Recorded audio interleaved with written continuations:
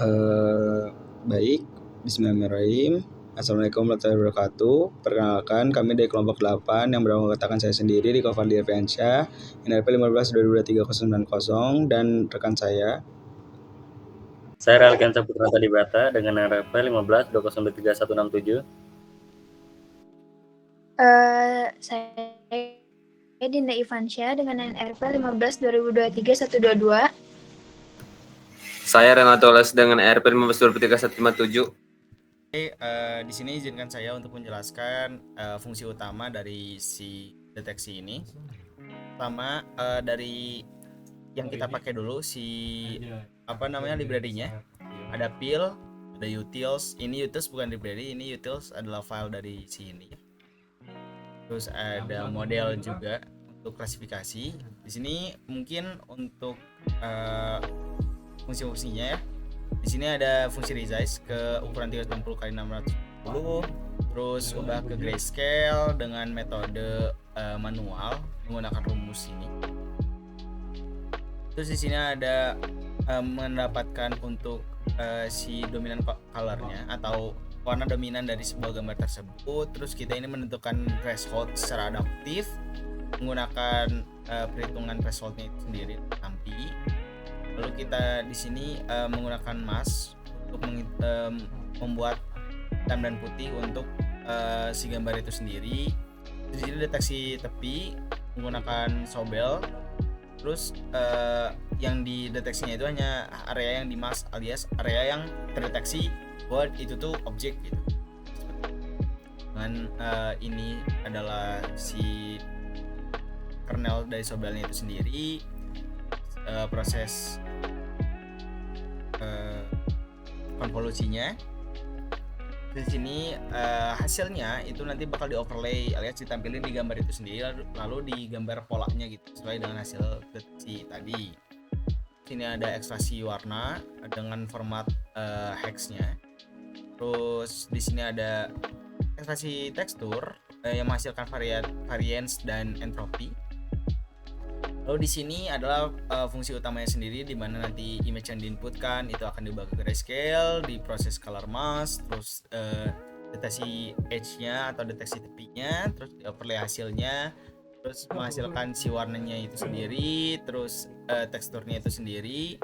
Lalu di sini ada fungsi normalisasi, jadi hasilnya itu dinormalisasikan, lebih seperti itu. Terus ditentukan dan klasifikasi sesuai dengan metodenya masing-masing. Lalu terakhir disimpan sesuai dengan outputnya. Terus yang kedua, lalu di sini ada debugnya, nanti dimunculin sesuai dengan hasil dari prosesnya itu sendiri. Lalu hasilnya itu dikembalikan dengan bentuk ada list dari fitur, terus ada result variabelnya, path untuk gambarnya sendiri itu penyimpanan gambar itu sendiri, lalu ada warna info memberisikan RGB dan hex yang telah dihasilkan itu. Terus ada EPY, ini fungsi utama dari aplikasi ini. EPY biasanya berisikan routing juga proses-proses yang kita gunakan pada aplikasi ini gitu, kurang lebih kayak root dan controller yang disatukan lah. Terus di sini ada akses untuk hasil pertamanya ya. Jadi ketika website itu diubah, tampilan yang utama yang awal yang akan dihasilkan adalah ini text. Jika metodenya post, dia akan meminta si filenya dengan multiple. Jadi kita bisa update bisa upload 1 sampai 15. Terus di sini ada classifier yang default si classifiernya itu sendiri adalah KNN. Lalu di sini memproses untuk filenya dengan file maksimal 15 dengan minimal 1. Lalu kita dapatkan si name-nya, terus kita simpan ke upload path di sini, nanti di static dan upload. Lalu ada try accept, try untuk memulai proses gambarnya. Ini mengulangi hal yang sama sih, kurang lebih sama kayak yang tadi yang dari EPY. Terus bakal dilempar ke sini ke front end-nya. Terus juga error akan menghasilkan ini.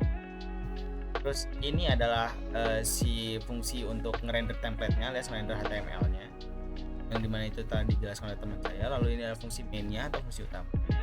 Kalau seperti itu. Baik, saya Relkan Saputra Tadi Brata dengan NRP 15.2023.167. Di sini saya akan melanjutkan penjelasan code. Di sini saya akan menjelaskan code untuk details dan tampilannya di sini index.html-nya. Yang pertama di sini saya akan menjelaskan untuk details terlebih dahulu. Pertama, saya import kita tuh butuh OS ya, import OS. Lalu from file kita tuh import image. Lalu kita di sini menggunakan NumPy dan CV2. Baik, di sini saya akan menjelaskan fungsi-fungsinya dengan mungkin sedikit cara kerjanya. Yang pertama, untuk function save image, fungsinya itu untuk menyimpan gambar yang sudah diolah, misal dari library Pillow ke dalam sebuah file di dalam sini. Lalu cara kerjanya itu seperti cek dan buat folder. Fungsi ini pertama-tama melihat path lokasi penyimpanan. Jika folder di dalam path itu belum ada, fungsi akan membuat secara otomatis. Lalu simpan gambar. Setelah folder siap, image akan disimpan ke dalam file dengan nama format yang sudah ditentukan atau path. Lalu selanjutnya untuk get output path. Di sini fungsinya itu menentukan di mana dan dengan nama apa saja gambar-gambar hasil olahan. Seperti di sini ada 3, ada grayscale, edge, dan overlay. Untuk cara kerjanya sendiri, pertama itu mengambil nama aslinya. Fungsi ini mengambil nama file dari gambar asli yang kemunggah. Lalu ia membuat serangkaian path alamat file baru dengan semua path ini akan berada di dalam folder static di sini.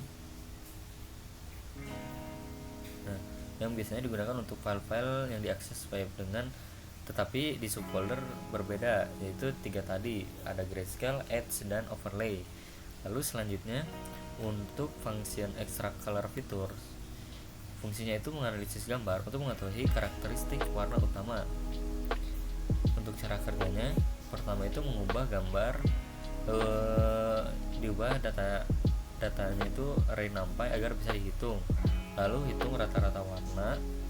Jika berwarna, fungsi ini menghitung rata-rata warna komponen seperti red, green, dan blue. Lalu selanjutnya di sini tuh membuat kode hexnya, nilai rata-rata RGB-nya akan diubah menjadi kode hexa. Lalu yang terakhir mengembalikan hasil berupa nilai rata-rata RGB yang tadi, rata-rata RGB dan hexnya. Untuk selanjutnya, ekstrak tekstur fitur. Di sini menggunakan grayscale image. Fungsinya itu menganalisis gambar grayscale untuk mengetahui karakteristik teksturnya. Untuk cara kerjanya sendiri, pertama ubah dulu ke angka gambar abu-abu diubah menjadi data angka. Lalu selanjutnya membuat histogram, yaitu grafik menunjukkan seberapa sering setiap tingkat keabuan muncul di gambar. Nah, di sini tuh ada 2 perhitungan lagi, yaitu ada variance dan entropy. Mengukur seberapa menyebar atau beragam tingkat keabuan pixel dari gambar. Tekstur kasar biasanya punya variansi yang lebih tinggi, itu untuk variansi. Lalu untuk entropy itu mengukur seberapa acak atau kompleks pola pixel pada image tersebut. Lalu yang terakhir itu ada load image. Ini tuh fungsinya membuka file gambar dari komputermu agar bisa diolah oleh program. Menggunakan cara kerjanya itu buka file menggunakan library Pillow untuk membuka file gambar yang ada di lokasi path yang sudah diberikan. Lalu memastikan formatnya itu RGB. Baik, selanjutnya di sini saya akan menjelaskan untuk HTML-nya. HTML itu adalah tampilan web yang dibuat agar memperindah aplikasinya, dimana di dalam head ini tuh itu menyiapkan dasar-dasar halaman web sebelum kontennya muncul. Lalu pada body itu fungsinya untuk menampilkan judul utama, deteksi pertama di sini akan ada H1 ini untuk menampilkan judul utama, deteksi botol anomali. Lalu selanjutnya di sini ada form, ini tuh adalah area utama, interaksi utama. Fokusnya itu mengumpulkan input dari pengguna, gambar botol dari pilihan metode deteksi, lalu mengirimkannya ke server atau program Python di backend. Lalu selanjutnya di sini ada, di sini untuk hasil area deteksi. Nah, pertama di sini tuh ada fungsinya itu untuk menampilkan analisis yang dikirim oleh server setelah gambar diproses dari sini. Lalu cara kerjanya tuh ini tuh hanya muncul ketika server sudah selesai memproses dan mengirimkan hasil di sini. If result ini adalah jinja-jinja sistem template yang dipakai Flash atau Python untuk mengisi data ke HTML. Lalu ada menampilkan data informasi apakah botolnya normal atau anomali di sini. Terus metode klasifikasinya yang dipilih tadi. Lalu selanjutnya di sini ada untuk menampilkan fitur variance dan entropi. Nah, ini tuh untuk hasilnya ya, ada di sini hasilnya ada 3, yaitu ada grayscale, edge detection, dan overlay hasilnya. Nah, untuk scriptnya sendiri ini tuh untuk membuat halaman lebih interaksi, khususnya untuk fitur-fitur drag and drop gambar.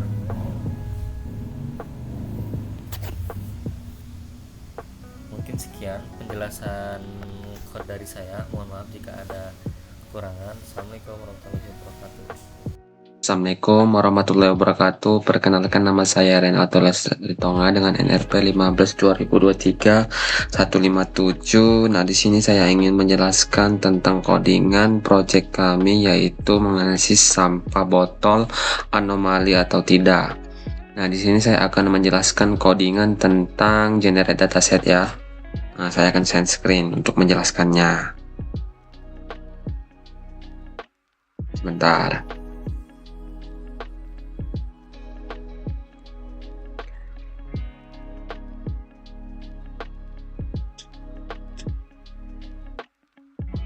Nah, oke, di sini saya akan menjelaskan codingan tentang generate dataset.py. Yang pertama itu kita mengimport iOS, import NumPy, PL image, dan detektor. Nah, untuk si iOS sendiri itu fungsinya untuk mengolah file dan folder. Untuk si NumPy untuk operasi array dan perhitungan matematis. Nah, untuk field image itu untuk membuka dan mengolah gambar. Nah, untuk si detektor.py itu berisi fungsi bantu untuk meresize gambar, konversi grayscale, dan ekstraksi fitur. Nah, selanjutnya itu, ada codingan dataset di ini. Itu tuh fungsinya untuk folder tempat menyimpan gambar input, yaitu folder yang misalnya folder normal dan anomali. Nah, buat si output di ini itu fungsinya folder sebagai output hasil ekstraksi fitur. Nah, sedangkan iOS Make dir ini gunanya itu untuk membuat folder data atau jika belum ada. Nah, untuk si features, kode features ini gunanya itu untuk menyimpan fitur dari tiap gambar, baik itu warna ataupun tekstur. Nah, untuk label sendiri itu menyimpan label kelas yang dimana 1 sama dengan normal dan 0 sama dengan anomali. Nah, buat label map ini, label map itu konversi nama folder ke label angka. Nah, ini kan 1 sama dengan normal dan anomali. Nah, kita definisi function yang dimana function ini dari sini sampai ini itu tuh gunanya untuk menskalakan fitur ke rentang 0 dan 1 berdasarkan asumsi nilai maksimum. RGB-nya dibagi menjadi 255, variansinya dibagi jadi 2000, dan entropinya dibagi menjadi 50.000. Nah, untuk ini kita mendefinisikan ini ya, perulangan yang dimana dari sini sampai sini itu ulangannya itu merupakan melalui folder anomali atau normal. Hanya memproses file dengan ekstraksi gambar JPG, PNG, dan lain-lain. Pokoknya bisa lah. Nih, tuh PNG, JPG. Buat si kode try ini fungsinya itu gambar untuk membuka gambar dan mengubah menjadi RGB. Nah, adapun fungsinya juga untuk mengubah ukuran agar seragam. Nah, grayscale ini digunakan untuk mengekstraksi tekstur. Nah, buat ini kode ekstrak warna ekstrak tekstur ini, yang ekstrak warna ini untuk menghasilkan nilai RGB, sedangkan ekstrak tekstur ini untuk mengembalikan dictionary dengan variansi dan entropi. Nah, buat ini fitur ini buat gabungan antara RGB dan tekstur disimpan sebagai satu fitur. Nah, buat fitur ini. Nah, jikalau jikalau error pada proses gambar, maka dia akan memunculkan message yaitu gagal proses. Nah, ini buat error handlingnya lah ya. Nah, di sini adalah kode normalisasi fitur min max scaling ini. Ya, fungsinya itu sebagai, nah, yang pertama ini fitur ini fungsi itu untuk konversi fitur ke array numpy, sedangkan ini, nah ini yaitu mengambil nilai minimum dan maksimum tiap kolom fitur. Nah, ini tuh menerapkan ini akan nilai min max normalization agar semua fitur dalam range 0 dan 1. Nah, buat 1E ini ditambahkan itu untuk mencegah pembagian dengan 0. Nah, selanjutnya itu ada kode simpan ke file numpy. Ya, gunanya itu untuk menyimpan fitur NPY, fitur normalisasi label ini untuk menyimpan label kelas gambar min_vals.npy ini dan max_vals.npy ini agar bisa digunakan untuk inferensi prediksi untuk normalisasi data terbaru lah. Nah, selanjutnya itu ada print end ini berarti ini menandakan seluruh proses telah berhasil. Nah, proses kita ini telah berhasil. Oke, mungkin sekian saja penjelasan saya. Kurang lebihnya mohon maaf. Assalamualaikum warahmatullahi wabarakatuh. Assalamualaikum warahmatullahi wabarakatuh. Perkenalkan, nama saya Dinda Ivansya dengan NPM 15/2023/122. Di sini saya akan menjelaskan codingan yaitu bagian model, SIM, dan KMM. Sudah saya selesai.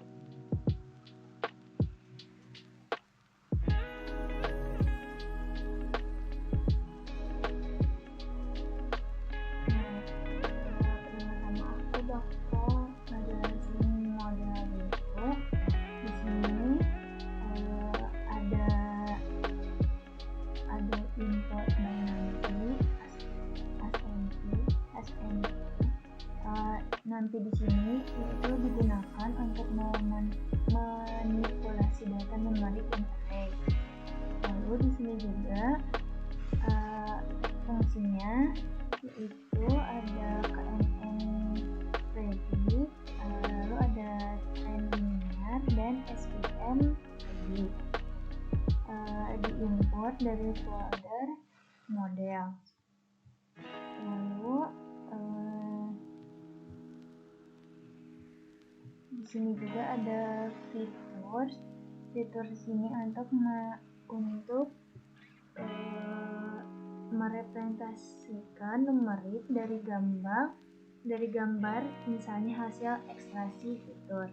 Lalu di sini juga ada label di sini dari masing-masing data, misalnya kategori objek. Lalu di sini ada SNP, ini yaitu model SNP linear dilatih satu kali dengan data yang sudah di-load. Lalu hasil trainingnya itu ada bobot weight dan bias disimpan di variabel global SN weight dan bias. Lalu di sini ada def classify image, yaitu fungsinya untuk melakukan klasifikasi terhadap satu citra berdasarkan fitur yang diberikan. Lalu di sini juga ada fitur NP-array, yaitu untuk memastikan data input bertipe lot 32 cocok untuk perhitungan model. Lalu di sini juga ada if method KNN, label KNN. Ini juga menggunakan mode KNN membandingkan fitur input dengan seluruh data fitur. Lalu di sini ada else raise, yaitu untuk memberitahu error jika metode yang diberikan tidak dikenali. Lalu di sini ada return di sini itu untuk hasil kualifikasi yang dikembalikan dalam bentuk string, misalnya 0 atau 1 atau KNN atau SN. Lalu di sini aku juga bakal ngejelasin KNN. Nah, KNN di sini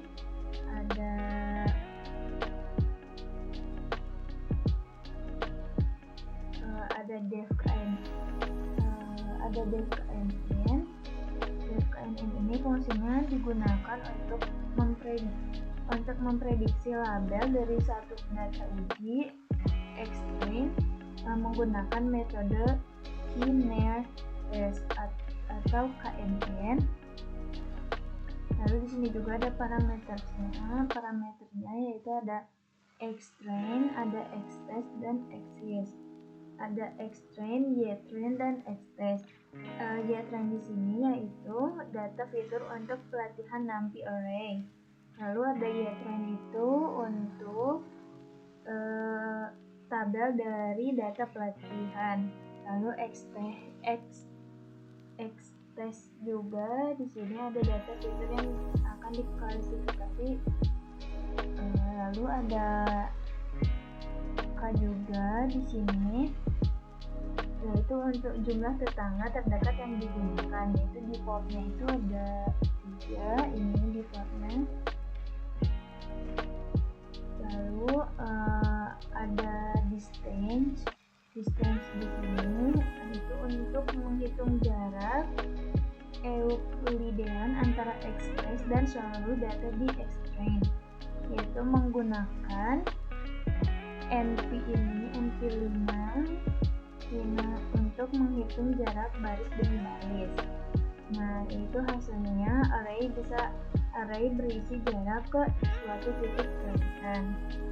Lalu di sini juga ada nurse di sini yaitu untuk mengurutkan indeks berdasarkan jarak terkecil. Lalu ini diambil ke indeks pertama sebagai tetangga terdekat. Nah, lalu ada nurse label. Nurse label ini itu digunakan untuk indeks yang sudah didapat untuk mengambil label tetangga terdekat. Lalu di sini juga ada unique count atau hitung jumlah kemunculan tiap label. Lalu dikembalikan label yang paling sering muncul di area tetangga atau voting mayoritas. Lalu di sini juga yang terakhir ada STM. STM di sini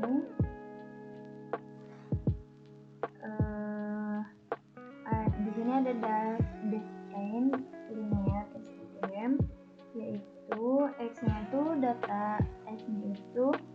dataset fitur array 2 dimensi banyaknya 4 dikali banyaknya fitur. Lalu yaitu di sini ada label kelas 0 untuk anomali, 1 untuk normal. Lalu ada LR di sini yaitu learning rate atau kecepatan pembelajaran, dan di sini ada EPOS. Terus di sini yaitu jumlah iterasi untuk melatih model. Nah, di sini juga ada ensembles, yaitu untuk membuat bobot awal, weight dan bias. Lalu ada Y transformer.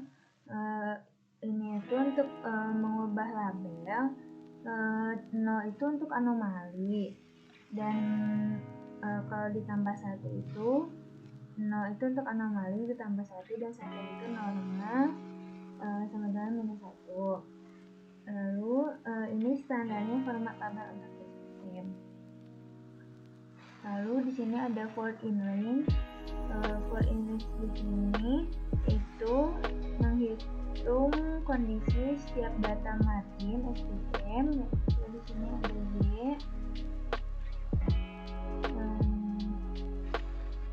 Y dikali W ditambah bias. Jika melanggar hasil margin, hasilnya update bobot dan bias. Proses ini dilakukan berulang selama EPOS. Lalu ada dev ini, ada dev STM predict, yaitu ada X-test, ada weight, ada bias. Nah, itu untuk melakukan prediksi terhadap satu data fitur X-test menggunakan rumus W dikali X ditambah B. Jika hasilnya positif prediksi, yaitu bobot X, yaitu nanti ada botol anomali, dan kalau jika negatif prediksinya botol mana. Mungkin sekian yang bisa saya jelaskan. Mohon maaf bila banyak kesalahan. Assalamualaikum warahmatullahi wabarakatuh. Izin untuk mendemonstrasikan aplikasi untuk mendeteksi botol anomali.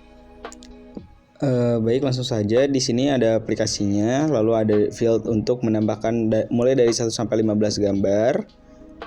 Langsung kita klik aja, pilih gambarnya, terus kita arahkan ke folder di mana gambar itu berada. Karena ini mendukung multiple upload, makanya kita bisa langsung upload dari 1 sampai 15 gambar, kurang lebih seperti itu.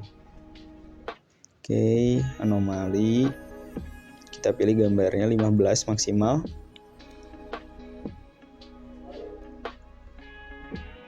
Oke, setelah itu kita upload. Metode pertama yang kita gunakan itu KNN. Lalu kita deteksi.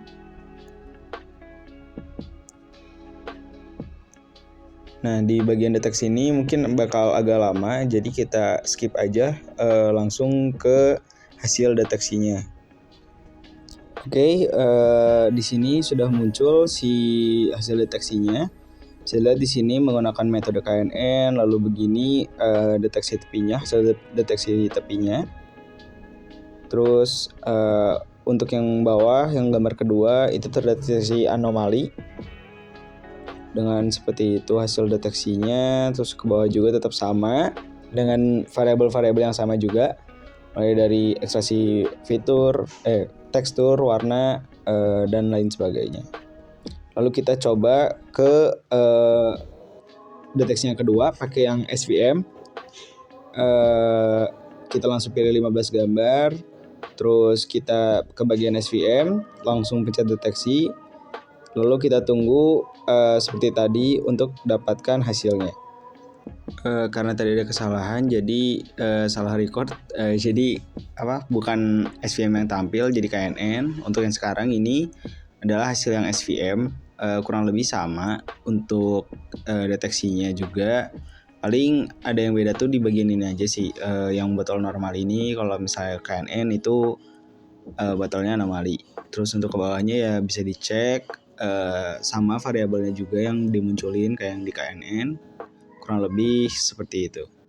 Mungkin sedikit dijelasin juga bagian codingannya. Di sini itu fungsi utamanya yang FPY.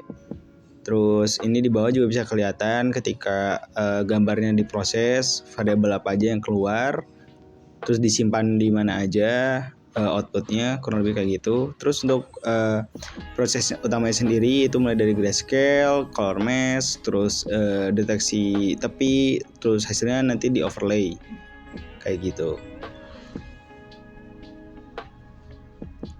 Nah terus ini ke bagian atas kita bisa lihat hasil klasifikasinya kayak gimana, itu di print out sesuai dengan hasil yang ada. Cukup sekian yang bisa kami sampaikan. Terima kasih atas perhatiannya. Mohon maaf bila ada banyak kekurangan dan kesalahan. Terima kasih. Assalamualaikum warahmatullahi wabarakatuh.